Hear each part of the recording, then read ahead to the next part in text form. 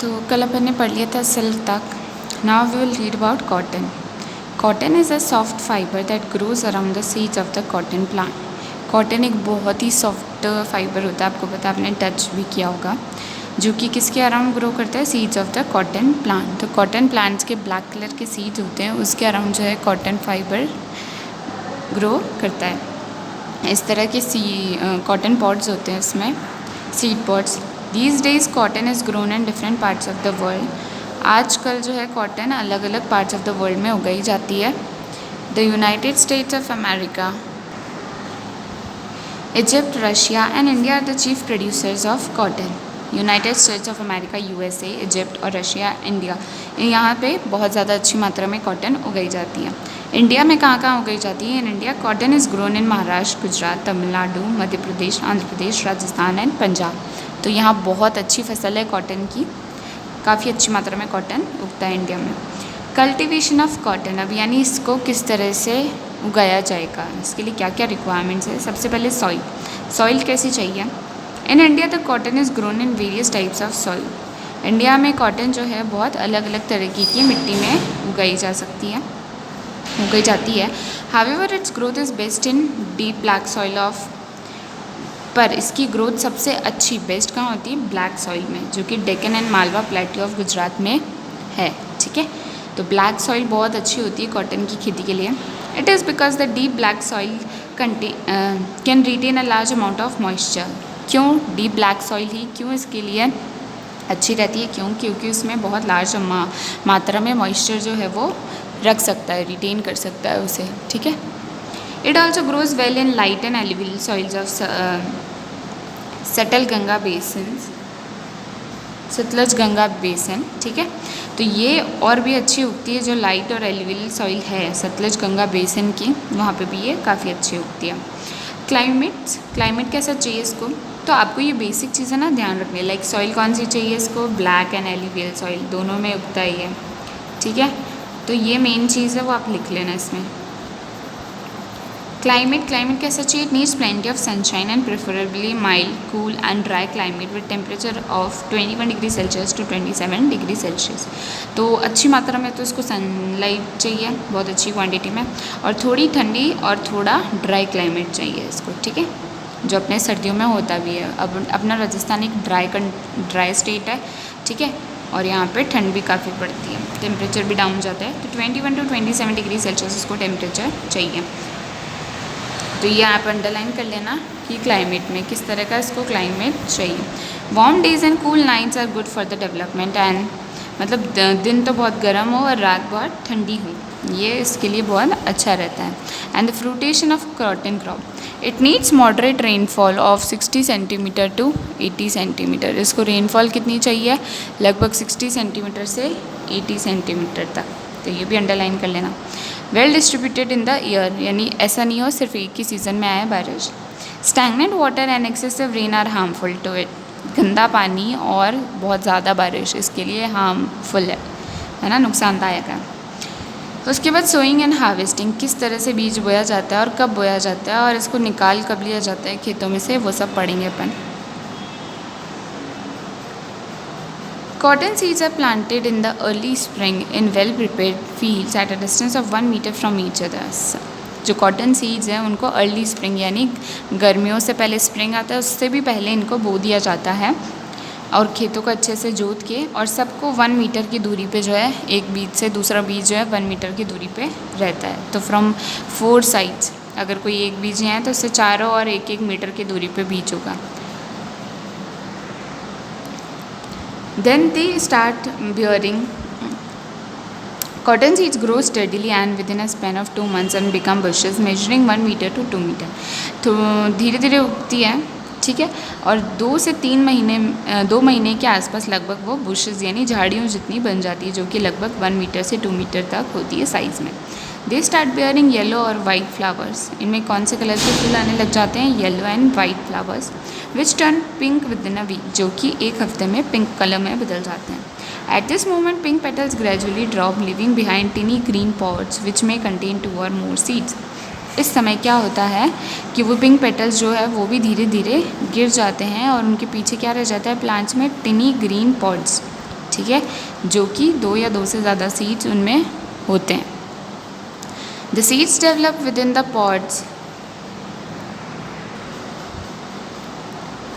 तो पीछे रह जाते हैं छोटे छोटे ग्रीन कलर के पॉड्स, यानी जैसे पॉड्स किसे कहते हैं, जिसके अंदर कुछ चीज़ पैक हो, तो वो रह जाते हैं जिसमें 2 या 2 से ज़्यादा सीड्स अंदर होते हैं।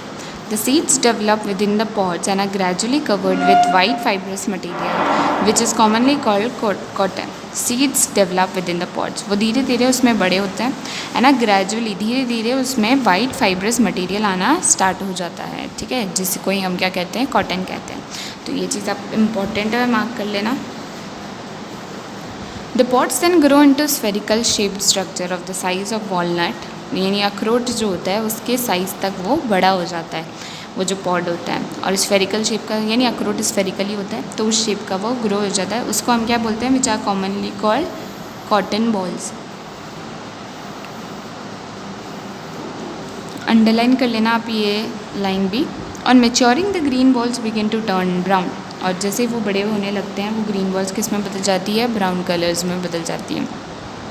When completely mature they burst, जब वो पूरी तरह से बड़ी हो जाती है, मेच्योर हो जाती है, वो burst यानी फूट जाते हैं, exposing the white fibrous of cotton, और इसमें से वो वाइट फाइब्रस कॉटन जो है वो बाहर एक्सपोज दिखने लग जाता है। दीज फाइबर्स देन ड्राई इन सन, फिर वो धीरे धीरे क्या होते हैं, ड्राई होते हैं सन में, सन की लाइट में, एंड बिकम फ्लफ़ी, और ड्राई होने की वजह से क्या बन जाते हैं, फूले फूले से, फ्लफ़ी, फ्लफ़ी यानी फूला हुआ, जैसे कुछ लोग मोटे होते हैं ना, चबी चबी से लगते हैं एकदम, वो fluffy. The cotton fields at the drying of cotton fibre appear as if they are covered with snow, तो पूरा का पूरा कॉटन फील्ड, खेत कैसा नज़र आता है जब वो सूख जाती है कॉटन फाइबर्स, जैसे कि वो पूरा स्नो से कवर हो गया हो। The cotton is hand pick from the plants, plants में से कैसे निकाली जाती है, हाथों से तोड़कर। Normally the picking continues for 2 to 3 months as the bolls keeps on maturing, तो पिकिंग यानी निकालने में, उनको पिक करने में कम लगभग 2 से 3 महीने लग जाते हैं, क्योंकि बॉल्स जो है वो मेच्योर होती रहती, बड़ी होती रहती है, ठीक है। तो आपको समझ में आ गया पूरा कॉटन की खेती किस तरह से करनी है और किस तरह से हार्वेस्टिंग करनी है ना, और उसको क्या क्या चीज़ें चाहिए, कैसे वो ग्रो होती है, कितनी ग्रो होती है, कौन से कलर के फ्लावर्स आते हैं, रेनफॉल कितनी चाहिए, सॉइल कौन सी चाहिए, टेम्परेचर कितना चाहिए, ये सारी चीज़ें, ठीक है। इस पे क्वेश्चन भी आएगा आपको ये। Now what from fibre to fabric, fibre से फैब्रिक किस तरह से बनाया जाता है, यानी फ़ाइबर जो हमने कलेक्ट किया उसको हम कपड़े में कैसे बदलेंगे। तो फर्स्ट प्रोसेस होता है गिनिंग। सबसे पहले कॉटन की बात है, यहाँ पे पूरा कॉटन का ही पढ़ रहे हैं अपन, ठीक है। तो कॉटन से फैब्रिक कैसे बनेगा, तो सबसे पहले कॉटन में से कॉटन सीड्स निकाले जाते हैं, कॉटन फाइबर्स में से जो भी वाइट कलर के फाइबर्स हैं उनमें से वो कॉटन सीड्स निकाले जाते हैं, उसे ही हम गिनिंग कहते हैं, ठीक है। द गिन कॉटन इज़ कॉल्ड लिंट, और जो गिन कॉटन, गिनिंग होने के बाद जो कॉटन बचता है उसे लिंट कहते हैं। तो ये चीज़ आप अंडरलाइन कर लेना, इसमें इंपॉर्टेंट आपके क्वेश्चन आएगा शॉर्ट क्वेश्चन आंसर में। The cotton is conveyed to gin machines where revolving circular saws pull the lint through closely spaced ribs that prevent the seed from passing through. बाद में ये cotton को कहाँ ले जाया जाता है, गिन मशीन्स पे, जहाँ उनको कंटिन्यूसली रिवॉल्व किया जाता है सर्कुलर में, सर्कुलर पाथ में।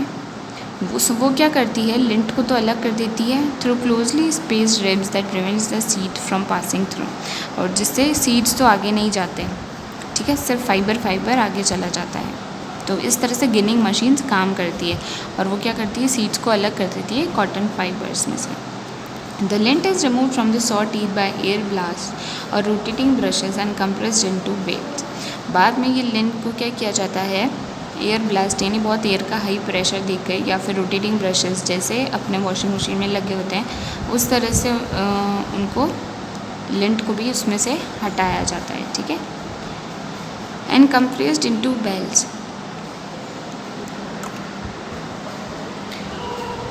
The ginned cotton is then stretched and twisted to make long strands. अब जो गिन्ड कॉटन आती है उसे हम क्या करते हैं, स्ट्रेच करते हैं, ट्विस्ट करते हैं, जिससे लंबे लंबे स्ट्रैंड्स यानी धागे बनाए जा सकें, ठीक है।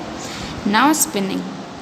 अब स्पिनिंग क्या है, ये जो अपन ने थ्रेड बनाया इससे यार्न बनाना, ठीक है, ये जो फाइबर्स निकले उनसे यार्न बनाना, उसे हम स्पिनिंग कहते हैं। बाद में इस यार्न के थ्रू ही फैब्रिक बन पाता है, सीधा फाइबर से फैब्रिक नहीं बनता। तो इस प्रोसेस को हम स्पिनिंग कहते हैं। स्पिनिंग में क्या करते हैं, the fibres from a mass of cotton wool are drawn out and twisted. जो भी उसमें से फाइबर्स होता है कॉटन वूल में से, उनको निकाल करके ट्विस्ट किया जाता है। This brings the fibres together to form a yarn. इस वजह से वो 2-3 फाइबर जो मतलब एक साथ आ जाते हैं और उनसे यार्न बन जाता है। The spinning process helps to hold the fibres together and makes the yarn strong. Twisting से आपने देखा होगा गुद की चोटी बनाओ, वो स्ट्रॉन्ग क्यों होती है, क्योंकि वो ट्विस्ट कर चुके होते हैं अपन उसमें, तो वो एक साथ आने की वजह से इस तरह से ट्विस्ट होके वो स्ट्रॉन्ग बन जाते हैं। तो वैसे ही यहाँ पे होता है। तो स्पिनिंग प्रोसेस जो है वो फाइबर्स को साथ में रखता है और एक यार्न जो होता है उसे स्ट्रॉन्ग बनाता है, ठीक है, स्मूथ बनाता है और फाइन, बहुत अच्छा बनाता है। Spinning can be done by, spinning कैसे कैसे होती है, by using a simple device called takli spindle and a hand operated charkha. पहले चरखा से ही होती थी, है ना, और स्पिंडल से ही, टकली से ही होती थी ये स्पिनिंग्स। आजकल जो है spinning on a large scale is done bye modern spinning machines in textile factories. और आजकल तो हर चीज़ मॉडर्न है, मशीन्स है सबके लिए, तो आजकल मशीनों से ही जो है स्पिनिंग प्रोसेस किया जाता है, ठीक है। अब आप देखोगे कि एक एक्टिविटी है, इसमें आप किसी भी फैब्रिक में से, तो अगर आप एक यार्न को, एक पीस ऑफ कॉटन फैब्रिक में से आप निकालो उसका एक यार्न और आप उसको टेबल पे रखो, तो आपको उसमें नज़र आ जाएगा कि एक यार्न में से भी 2 स्ट्रैंड्स, 2 धागे जो है वो निकलना स्टार्ट हो जाएंगे, निकलते हुए आपको दिखने लग जाएंगे, ठीक है। यानी एक यार्न भी जो है 2 स्ट्रैंड से मिलके बना होता है, 2 ट्विस्ट करके, ठीक है, जिससे कि वो मजबूत हो जाए चीज़। Now next process is weaving. Weaving is the process in which 2 sets of yarn are arrange to make a fabric. अब वीविंग में क्या करते हैं, ये 2 यार्न लेते हैं, यार्न में भी 2 स्ट्रैंड्स थे, अब उन 2 यार्न से जो है वो वीविंग की जाती है, जिससे कि वो फैब्रिक में बदला जा सके, ठीक है। इस प्रोसेस को भी अब ध्यान रखना, अंडरलाइन कर लेना ये चीज़। Weaving is done by interlacing 2 sets of yarn at right angles. उसमें क्या करते हैं, एक यार्न ऐसे और एक यार्न ऐसे, एक यार्न ऐसे फिर एक यार्न ऐसे, इस तरह से उनको क्रॉस लिंक करा जाता है वीविंग्स में राइट एंगल्स पे, जिससे वो चीज़ और मजबूत हो जाती है, उनका टूटना यानी फटना जो है वो मुश्किल हो जाता है। एक दूसरे में इस तरह से डालने से वो चीज़ स्ट्रॉन्ग बनती है। Yarns running lengthwise are called warp. The yarns running across are called weft. जो इस तरह से चलते हैं लेंथ के वाइज उसको तो रैप बोलते हैं, और जो यार्न ऐसे चलती है उसको वेफ्ट बोलते हैं, ठीक है। तो वीविंग्स आजकल, पहले तो हैंड वीविंग भी होती थी, अब जो है वो कम हो गई है और पावर लूम्स में जो है वीविंग ज़्यादा हो गई है, ठीक है, जहाँ फैब्रिक बनता है। आपने देखा होगा बहुत सारी मशीन्स लगी होती हैं। Now the last process is knitting. You must have seen a lady knitting a sweater और muffler with the help of 2 knitting needles, है ना। आपने लोगों ने देखा होगा कि बहुत से लेडीज़ जो है वो स्वेटर वगैरह बुनती है, मफलर वगैरह ऊन के धागे से, तो वो भी एक तरीके की वीविंग मेथड ही होती है, जो कि हैंड वीविंग में आती है। With the help of 2 knitting needles, तो 2 निडल्स के थ्रू वो उसको सिलते हैं। In knitting a single yarn is use to make a piece of fabric. Knitting सिलाई में क्या होता है, एक सिंगल यार्न यानी सिर्फ एक वूल ही जो है वो सिंगल तरीके का यार्न ही देखा होगा, एक ही गट्टा लेते हैं वो और उससे ही पूरे स्वेटर बुन देते हैं। तो एक सिंगल यार्न ही काफ़ी होता है फैब्रिक बनाने के लिए। Knitting can be done bye hands using knitting needles, हाथों से कर दिया जा सकता है इसे। नाउअडेज आजकल क्या है, most of the needle is done with the help of machines, और आजकल जो है निटिंग प्रोसेस सारा मशीनों के थ्रू किया जाता है, ठीक है। आगे का थोड़ा सा चैप्टर पर नेक्स्ट क्लास में पढ़ेंगे। Thank you.